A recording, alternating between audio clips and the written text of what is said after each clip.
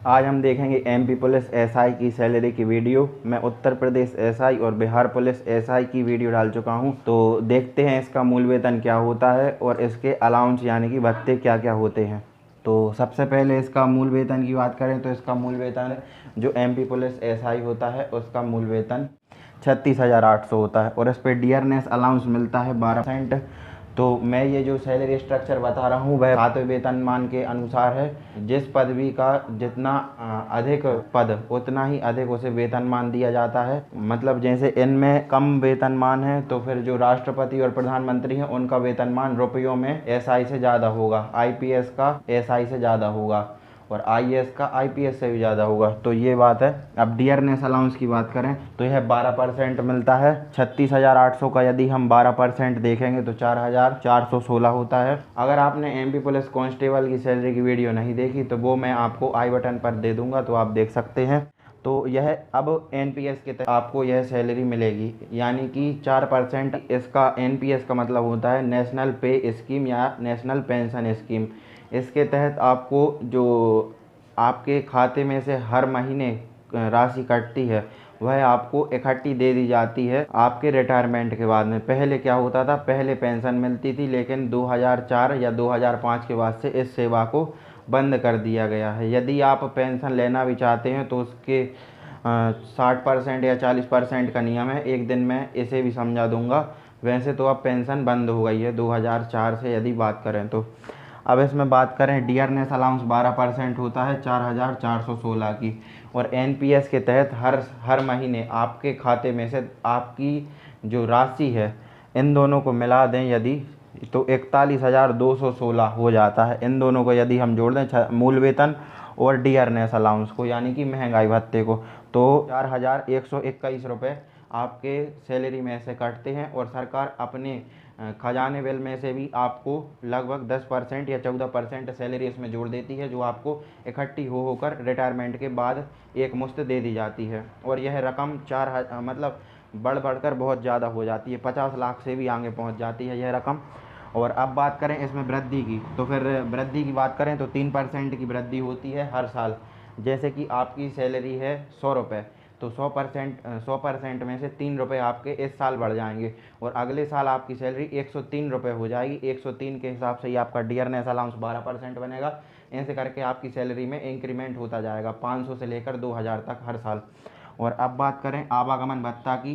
यदि आपकी ड्यूटी बालाघाट में लगी है और आपको किसी काम से भोपाल आना पड़ता है या तो होशंगाबाद जाना पड़ता है, तो आवागमन में किए गए खर्च का पैसा जो है वह राज्य सरकार देती है। तो आपको क्या करना पड़ता है, बताना पड़ता है कि आप यहाँ यहाँ गए और ये खर्चे हुए।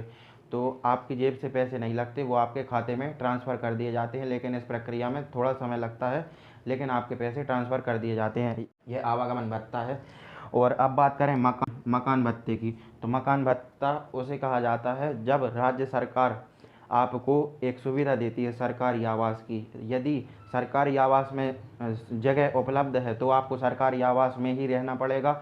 और यदि सरकारी आवास में या फिर जगह उपलब्ध नहीं है या अन्य कारणों से, तो आपको मकान भत्ता दिया जाता है जिसकी राशि आपके खाते में क्रेडिट कर दी जाती है। क्रेडिट का मतलब जमा होता है। तो फिर यह 2,000 से 6,000 मिल सकता है। अलग अलग सिटियों में अलग अलग प्रकार से अलाउंस लगाया जाता है। जो संभाग होते हैं उनमें किराया ज़्यादा होता है, उनमें ज़्यादा मिलती है, और जो गांव होते हैं उनमें किराया कम मिलता है। तो इस हिसाब से 2,000 से 6,000 के बीच में हो सकती है। अब हम देखेंगे इसके बारे में पौष्टिक आहार भत्ता। जो मध्य प्रदेश पुलिस के उप निरीक्षक हैं उनको यह पौष्टिक आहार भत्ता मिलता है। यह 1100 से 1500 के आसपास हो सकता है। तो यह निर्भर करता है कि अब किस प्रकार का पौष्टिक आहार भत्ता दिया जाता है।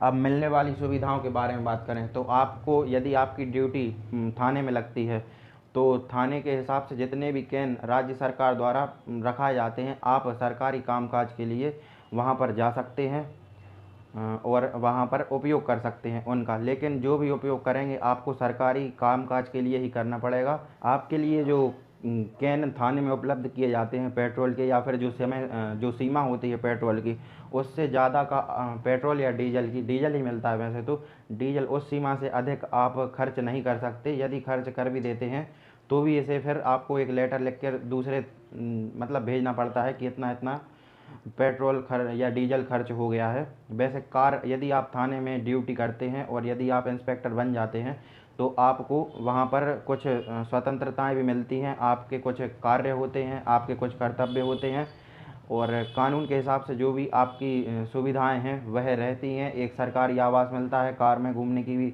अनुमति होती है, लेकिन यह अनुमति तब तक ही बाध्य होती है जब तक आप सरकारी कार्य कर रहे हों।